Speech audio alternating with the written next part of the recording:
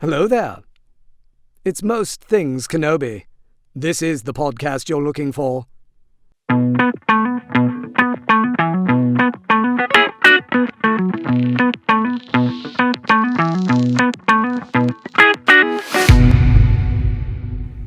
Hi everybody, welcome to another episode of Most Things Kenobi, a Star Wars podcast about Obi-Wan Kenobi and all things Star Wars. I'm your host, Lauren. And I'm your host, Leanne. And as we always do, we start by giving a thanks to James Arnold Taylor for recording the intro to this episode and all episodes so far. What a wonderful human. Go on over, give that Jedi some love on the socials, would ya? So today we have a really fun topic. I'm really excited to talk about this one. So am I. It's deep. It's good. It has a lot of different angles that we can go with, and it probably deserves more than one episode, but we're going to try and do it in one. We're going to try and do it in like 30 minutes or less. Yes. Which is always a challenge for us. Very challenging.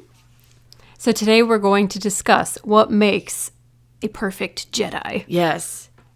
Does such a thing exist? I think so. And, well, you brought up a really good point of, does that mean according to the code, or does that mean according to our ideas of what makes a good Jedi, or what? You know, it's kind of like, could be defined a couple different ways. Yeah, because I have an idea of what my perfect Jedi embodies, right? And it could be summed up in one word, Luke. But, you know, for the sake of an episode, it's either what I think is a perfect Jedi or what I think a Jedi should be and have the qualities that they should carry with them. But then there's also, like, does the code dictate, and by the code, the Jedi Code, right? Does that dictate what a quote-unquote perfect Jedi is? I don't know. That's what we're going to get into. Yeah.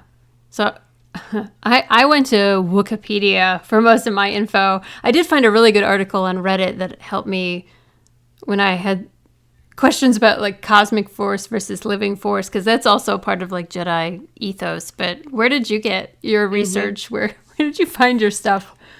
Well, I really wanted to dig into the code because I think the code is defining of the Jedi and is defining of their downfall. So I think it begins and ends with that goddamn Jedi Code that they were, you know, forced to live by, if you will. So I kind of studied it, and when I studied it, I tried to think of examples in my mind. What's the first Jedi, you know, well-known or not well-known, that comes to mind when I think of, you know, the things listed in the code, which I shall read for anyone who is not familiar. Yeah, let's do that. That's a good idea. With the Jedi Code, the Jedi Code goes like this. There is no emotion, there is peace. There is no ignorance, there is knowledge. There is no passion, there is serenity. There is no chaos, there is harmony. There is no death, there is only the Force. So that's the Jedi Code, right? And they were supposed to abide by that. But I believe that it was also extremely strapping. Yes. It caused their downfall. I think it played a huge part, I'll say, in the demise of many Jedi. I think whenever you restrict natural inclination, it's like what they say even about like dieting, right? If you tell yourself you can't have a thing, that's the thing that you crave the most. Yeah, I think it's not that the code doesn't mean that you can't have these things. I think the word balance needs to be emphasized more in this code, in all the codes, you know, Sith, Grey Jedi, whatever. For sure. But, like, where is the balance? Because, so, there is no emotion, there's peace. Well, there's emotion. You have to have some emotion, right? You just can't go overboard like Anakin did, you know? Ahsoka has emotion. Mm-hmm. She corralled it at times. At times she didn't, but there was a balance there. And there's times where she tried to corral it in Anakin, too. Yes. And so did Obi-Wan. And, it's... Then you look at Luke, who, if he didn't have the emotions that he had, let's say in Empire Strikes Back, would he have gone after Han and Leia? And any of the Bespin stuff would have happened, you know? He had very strong emotions. I have to go save my friends, you know? Mm-hmm. And maybe it was rash at the time, you know, think through this. He is a Skywalker. They don't think first. They just act first. We love them for it. Right. Very dramatically, by the way. But he didn't go overboard with it. He didn't go in just killing everybody like Anakin probably would have, you know? Get away from my family, stay away from my friends, you know, and then just starts beheading people. Like, right. God bless Anakin. But Luke, you know, was patient, which is also on, you know, part of all of this. The patience part of, like, thinking through things, you know, and that's kind of like, I believe Obi-Wan had quite a bit of passion. I just think he thought more.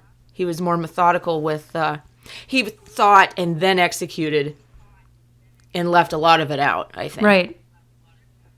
Well, and I wonder, like, when that came in. Because, like, if you read the Jedi Apprentice novels, they talk about how he was much more rash as a young person. Granted, those aren't canon. They're legends now. But they implied that he had serious issues with anger and was self-conscious and was overreacting sometimes, or, like, hyper-reactive without thinking ahead. But it's interesting that you talk about balance, because I actually wrote a note here as well that I think the most balanced Jedis are Luke, Ahsoka, and Qui-Gon. That's exactly what I have written down. Those three are what I have written down. Really? Yes. And I think it's because they have the greatest level of internal peace. Mm-hmm. And it's not that they don't have emotion, but they're able to understand that their actions don't need to be driven necessarily by emotion. And sometimes that's hard learned. Like, I think Ahsoka and Luke learned that by making mistakes. Yes. Because Empire Strikes Back, obviously, it's like part of the hero's arc is part of it is you make a huge mistake that usually results in, like, physical damage to your body, which is he loses his hand in Empire Strikes Back. Every Skywalker just loses an appendage at some point. It's required by Jedi law. Yes. So, like, we don't know how, I mean, I guess in Master and Apprentice, you see a little bit of Qui-Gon's training in younger years, but we know for sure that, like, Ahsoka, her inner peace is hard fought. Mm-hmm. You know, she's gone through, like what we talked about in some prior episodes, the Jedi who knew too much. Is that what the episode is called? Yes. Yep. You know, and that's the stuff with Barriss. Yeah. And then her, not expulsion, but, like, she leaving the Jedi Order leads to some pretty hard lessons in season 7, which then brings her full circle back around to, like, she really knows herself much better now, especially maybe since she gets away from Anakin for a while. She's had time to sit and think and reflect and see where she needed the balance, where she was too heavy in one way, for sure, too light in another. You really see it in The Mandalorian, too. She's so, like, centered. And the way she refuses to train Grogu, Baby Yoda. Baby Yoda. And because of the attachment with the Mandalorian. What did she say? She saw the best fall. Obviously speaking about her master, Anakin. Mm-hmm. And really, if you think about it, everyone has emotion. Anyone could give in to too much of that. You know, so I want my perfect Jedi to have some. Mm-hmm. You know, I want them to have that, because otherwise you're just a wet paper towel. Like, what are you doing? Like... Ew. Ew. Dare I say, you end up like Luminara? Oh. Yeah, it's funny you say that. I just watched that episode the other night where Ahsoka and Barriss get trapped in the Genoshan foundry, metal foundry. And Luminara is like, she's kind of a badass. I really like her, but then she's also so cold. And I was listening to her in that episode, trying to give her, like, benefit of the doubt and trying to see it in a different way. And it's like, she was a good Jedi because she was really strict with that code. Like, she lived by the code. Yeah. She was, like, Ki-Adi-Mundi always, like, drives me crazy. Like, when, not Cody, Lauren is like, good luck, Commander, or whatever. And Kiadi is like, there's no such thing as luck. It's like, come on, you asshole. Yeah. Ease up, man. Thank you. Yeah. Why are you such a dick? Come on. Yeah, so there we have an example. Luminar being a fantastic Jedi, truly skilled. Mm-hmm. But she could have found a little more balance when it came to being less detached from, her Padawan. I mean, come on. I mean, but did that make her a better Jedi for it? Right. That's kind of what, when I was researching this, I started to fall into this vicious cycle of like, well, does that make you a good Jedi? Or does it make you, it was just like, what is the answer? It's like an existential issue that I feel like I don't really have an answer for anymore. The more I read about it, the less I felt like I could grasp it. That's why I think it's fun. This is fun to talk about, and it probably deserves more than one episode, right? Because, yeah, I mean, so I went through the list of all the different things discussed in the Jedi Code, and I came up with Luke for almost every single one. Mm-hmm. Ahsoka for 2 of them, Qui-Gon for 3, and Obi-Wan for 1. And those are just the ones that came to my mind immediately. I'm sure if I thought, like, Aayla Secura was very good. She was very even-keeled. She, you can look back at the episode in the Clone Wars where Anakin was hurt. Ahsoka was really distraught about it. But it's a good lesson because, are they peacekeepers? Were they peacekeepers? And that the Lurman taught Aayla and the rest of them some reflection on, are you, I mean, you're fighting for what you believe in, but are you peacekeepers? So, right, because they were pacifists. So it was like, I thought that was a really interesting juxtaposition of the pacifists next to the Jedi using force, not necessarily the force, but like physical force for the good, for the greater good. Actually, that was one of the first thing I wrote down. Knowledge, the force, self-discipline were considered like the 3 pillars of the Jedi strength, right? And then they were like a unified group of people who used the force for the greater good to protect people, but they still used force. And we don't see that in Clone Wars because it's a kid's show. They very rarely like kill living beings. But in the movies and books, in the cartoons or the comic books, there's definitely like physical violence against living beings. And obviously they're not supposed to attack unarmed creatures. But like even Luke in Return of the Jedi, when he goes to Jabba's palace, force chokes those Gamorreans. Like all they did was stand in his way. He was like, I'm gonna strangle you. It's really funny to watch that again. He just put him out for a few minutes, that's all. Yeah, that's what I like to tell myself. It was just he put them to sleep and they're fine. Yeah, they'll wake up dazed and confused and it's fine. Everything's fine. Well, and like I love that scene. I love that sequence. I love seeing Luke be powerful like that. Yes. But he doesn't second guess himself. Mm-hmm. Also a great quality in a Jedi. You know who never second guessed himself? Obi-Wan. He was always very sure. I mean, so sure. I would say he only second guessed himself when it came to personal matters. Yeah. Inwardly, I would say he questioned himself. Outwardly, dubbed the negotiator, wartime, no hesitation. He knew what he was doing. Yeah. He knew what he had to do. He got it done.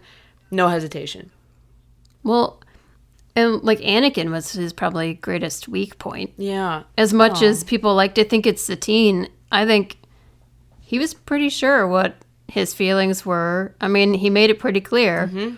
Like, even if he loved her, he wasn't going to leave the Order for her, and he wasn't going to really sacrifice his honor for her. Right. But for Anakin, he like laid himself out there. He's the only person he's ever said out loud, "I loved you." Yes. And there is always Qui-Gon in the back of his mind. A promise, to take this child that was supposed to be Qui-Gon's Padawan. And, Qui-Gon is... there is no chaos, there's harmony, I put Qui-Gon down for that, and Ahsoka, because I find that Qui-Gon was the harmony, not so much in, everything's blissful, I'm talking like harmony in that he understood it was this way, he understood that it could be different, he wasn't afraid to speak, and he was okay with that. He knew that there were faults with the Jedi, he knew there was faults with, the Republic, I guess, but it was like okay to him. It was like fine for him. I don't know if I'm eloquently putting it properly. You're more of a Qui-Gon-ist than I am, but I just find that his whole, he's very centered, and that's the harmony that I think. He's not chaotic. I don't find him chaotic whatsoever. No, I don't think so at all. But, he's not afraid of action. He doesn't shy away from his duty. Mm-hmm. He's not afraid of dueling. He seemed very politically savvy. Mm-hmm. He seemed very affectionate to Anakin. He seemed ready to make peace with Obi-Wan eventually, even though they had contention in Phantom Menace. I think that Qui-Gon is one of my favorite characters because he's warm.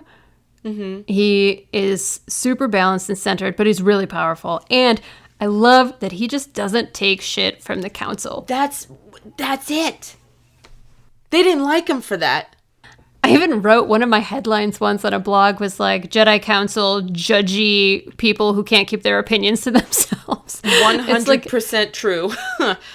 They had this idea of living by the code, which is a problem for someone like me because I really believe there's more than one right way to live a life. Mm-hmm. And there is no strict rule that everyone should live by. And I think that's why I really relate to Qui-Gon, because he's all about the living force and the cosmic force and trying to find his place among that. He was more inclined to be loyal to the Force than to the code, and I think that's what made him a successful Jedi. And he kept trying to get Obi-Wan to listen to the Force more and live by the code less. It's more like a guideline. Yeah.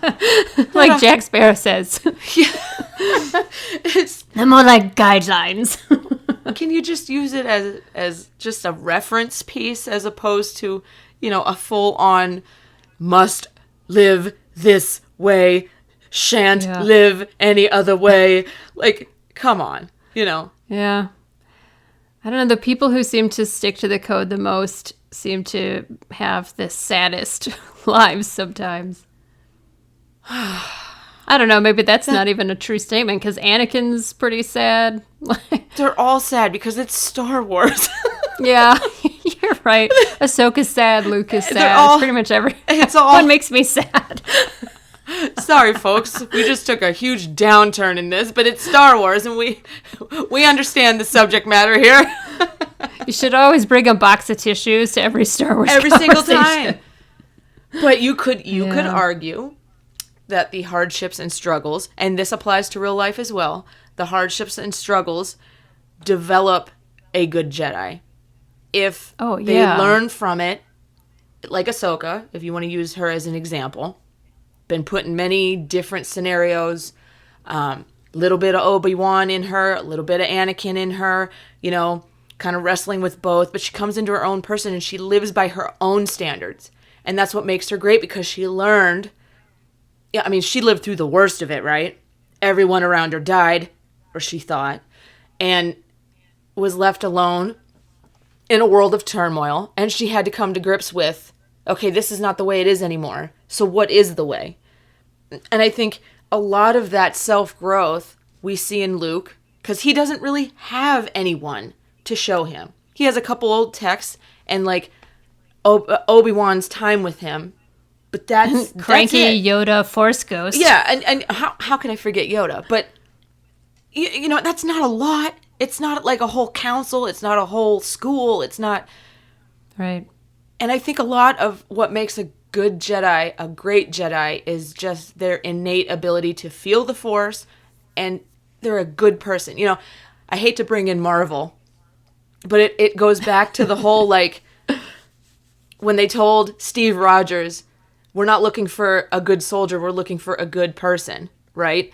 Mm-hmm. So is it a good Jedi or is it a good person that we're talking about? What makes a great Jedi? A great person or someone who's great at abiding by these strict rules? Right. I mean, personally for myself, I, of course, prefer like a good person who's compassionate and uses their power for the betterment of those around them. I actually wrote something interesting. I mean, I don't know if it's interesting. Can I say I wrote something interesting? I wrote something after reading some stuff on Wikipedia. After I read the 3 pillars of Jedi strength are knowledge, the Force, and self-discipline. And I wrote, like, is self-discipline confused with self-denial? That's an excellent question.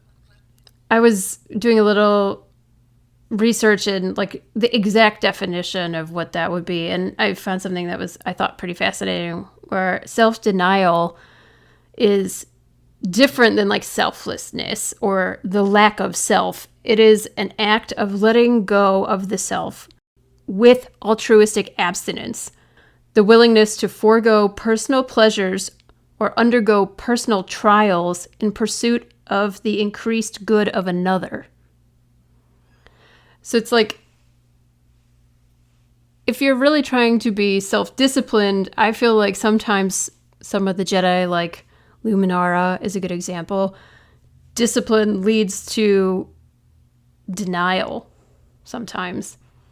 I think it's easy to confuse, you know, it's almost fanatical in a way. Yeah. You cling to something so strongly that you can't see opposing points of view. And it really becomes, it's, you know, it's red versus blue. It's Sith versus Jedi instead of, like, they say Qui-Gon is kind of like a gray Jedi. Not because he, like, embraces Sith ideology, but because he, like, realizes there's more than one point of view in the universe. He had a little bit of that harmony.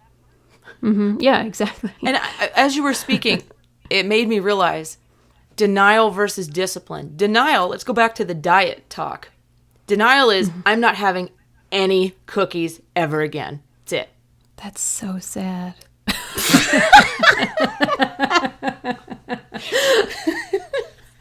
Agreed. It's the saddest thing you've said today. Agreed.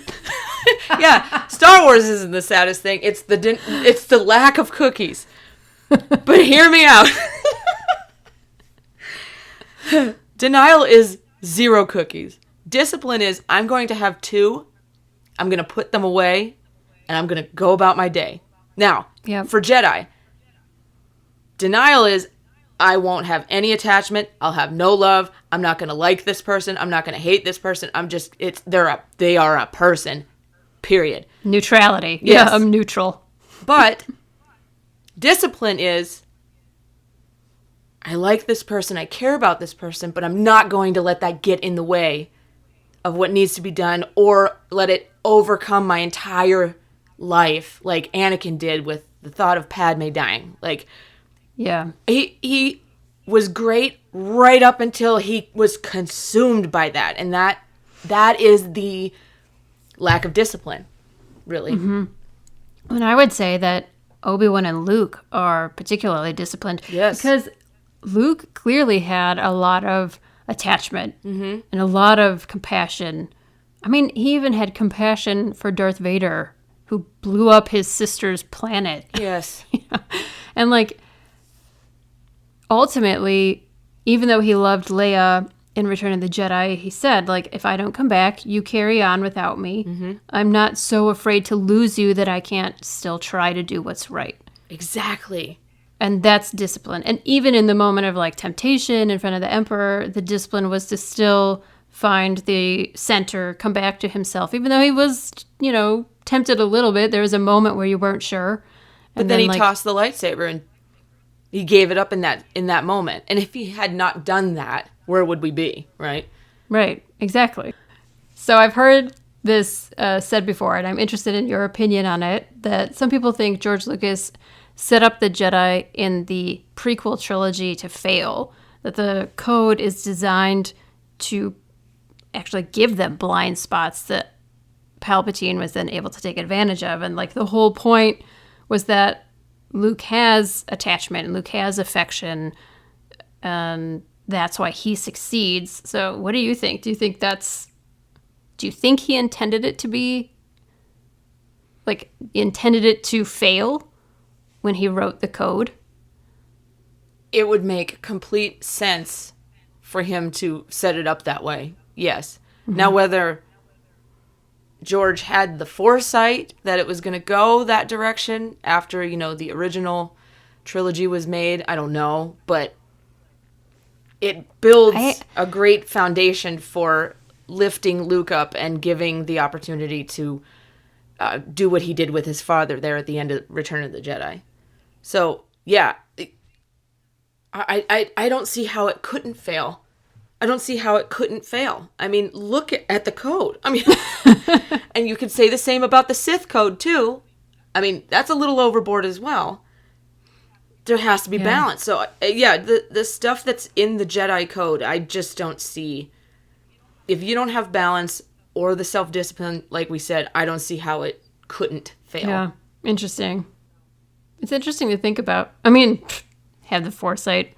I mean, this man had 7 movies planned out in 1972 or whatever it was. Yeah, right. I mean, I just am, I'm of the mind that I don't want to speak for the genius, right? But, I mean, it makes complete sense if he wrote it that way that, yeah, because without knowing anything, if I were to read that, I'd be like, this is a bunch of bullshit. This is a failure. This is a piece of failure. This code, junk. Okay, so after all of this discussion, what would you say makes a great Jedi in your mind? What are the things that you want your perfect Jedi to embody, if you had to pick some? And who would your perfect Jedi be? Do you have one that you think is perfect? I'd love to hear that, because it's hard to pick. And it depends, like we said earlier, on the criteria you're judging by. So, Well, do you have an answer? Do I? Yeah. I mean, it's really a tie for Luke and Qui-Gon because they're so similar. Luke a little more just because he's Luke and he's adorable. And Qui-Gon just because part of me is Qui-Gon. He is I and I am him. Yeah, I'm not as cranky as he is, but honestly, on some days I am. On some days, I'm General Grievous. Mm-hmm. Oh, aren't we all?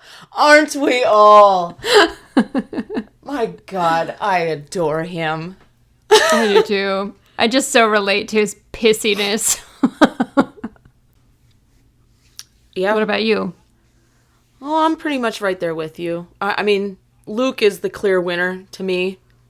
Mm-hmm. But Qui-Gon, excellent Jedi. You could even say that Kanan was an excellent Jedi. Think of the sacrifice he gave at the end there. I mean... Oh my God. That scene makes me... Right? I cried. I lost my shit in that scene. Total. I wasn't expecting to feel so much from that scene. It was the, if you want to talk about it, it's the focus on the eyes. They're just It their is. eyes. It's the eye contact. Yeah. Mm-hmm. I mean, they didn't have to show anything else. But, not to get off topic, but, Kanan comes from a different school. It's post-Republic. He had, he lived through Order 66, but he had a good balance. He had a lot of emotion. He was with Hera. He had a Padawan, and he gave the ultimate sacrifice. He didn't let his emotions for Hera, and the entire team get in the way. Yeah, I think that's a really good point. So, but also on the flip side, I think Ahsoka is an excellent Jedi because she left the Jedi Order. She saw what was going on. She saw it was too strict. She saw that they were willing to betray their own, her. And she said, I'm out. Like, that makes her an excellent Jedi to me. I agree with you because, like, the council was so strict in, living by the code. Yeah.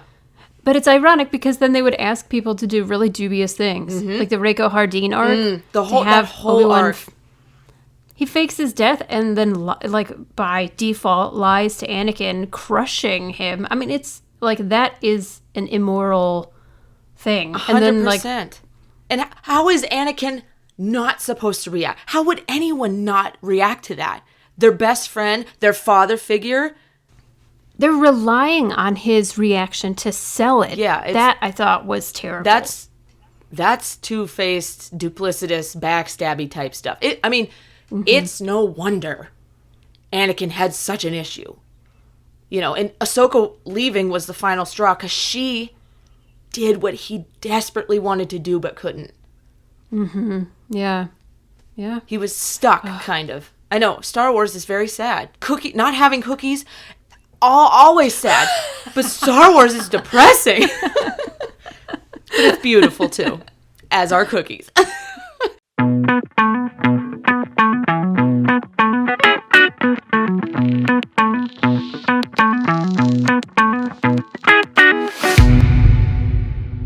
All right, so last week we talked about the joy of lightsabers, our friends over at Saberforge, and basically just collecting colors, etc. And we asked our viewers, our wonderful viewers, if you could choose your lightsaber color, what would it be? And I mean, I might be biased, but the comment we received from MH on YouTube says, "Oh lordy, y'all were hilarious today. Thank you, MH."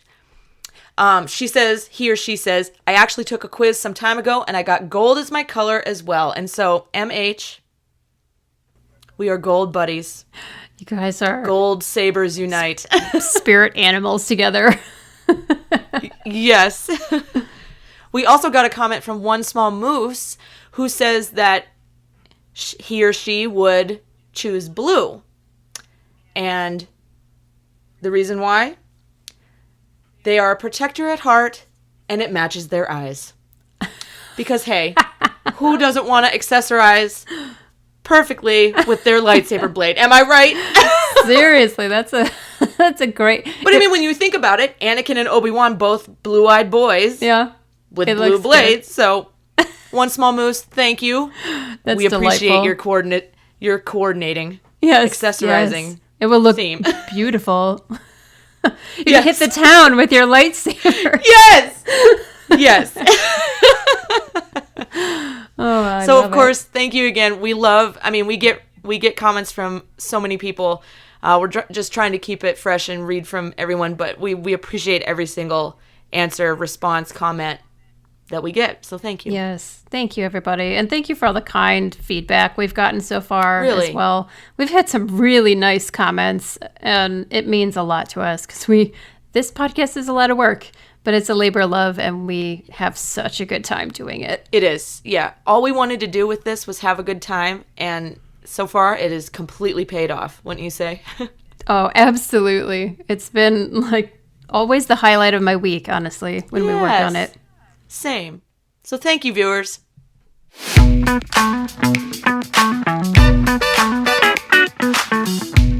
So now you know what we think makes up a great Jedi and who we think actually are the best Jedi. So please let us know, like we said, who do you think is the best Jedi, why, and what do you think makes a great Jedi? Is it a few of the things we talked about? Is it all the things is it none? Did we miss somebody? Please let us know. Chime in. Yeah. Oh, I'm excited now. Please send those responses in. So with that, we'll wrap up today's episode. But next week's episode, we're flipping it. We're talking about the Sith Code and what makes a great Sith. One that follows the Sith Code, one that doesn't follow the Sith Code. Are there any good Sith out there? That's a more complicated question of what makes a good Jedi, I think. It's going to be fun. I rarely get to delve into the world of the Sith, so let's do it next week. Yeah, same. I really don't spend much time in Sith territory, so I'm really looking forward to this. Well, we're diving headfirst next week.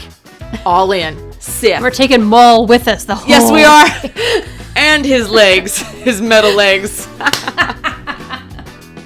Thank you so much for joining us here on the Most Things Kenobi podcast. Remember to follow us on Tumblr, Twitter, and Instagram, and don't forget to subscribe on your favorite podcast player. For your one-stop shop, you can always find us over at mostthingskenobi.com. So until next time, my space twin, May the Force be with you. Always.